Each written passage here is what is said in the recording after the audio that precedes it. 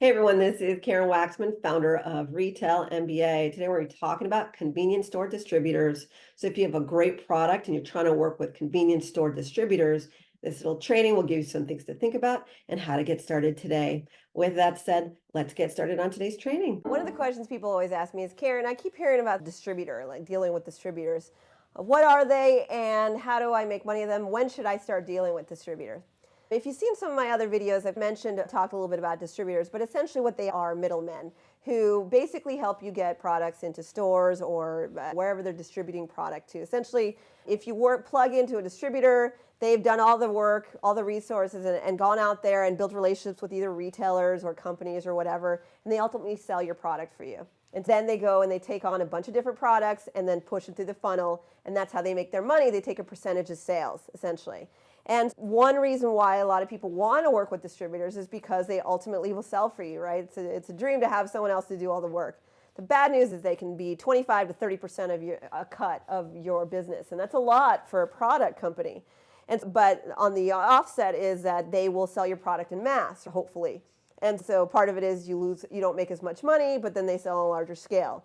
And so it really depends on you and your business. Personally, I would prefer to try and keep all the money.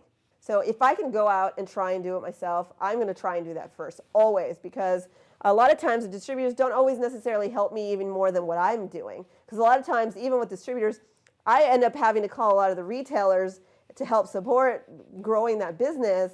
And so I do a lot of the work anyhow, and they're taking a big cut, and it's a pain to deal with a third party.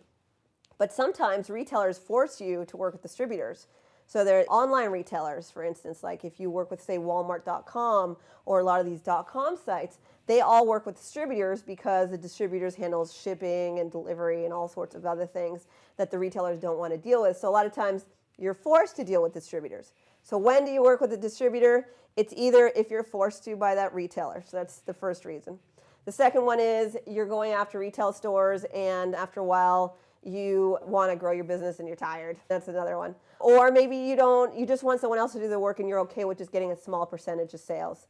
And so those are some of the reasons why people work with distributors. Ultimately, they can help you sell. I personally don't enjoy working with them unless absolutely necessary, which is why I teach Retail MBA.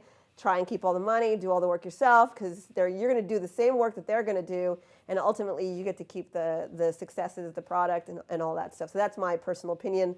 But again, sometimes you don't have a choice. The retailers tell you have to work with distributors. So that's my answer there.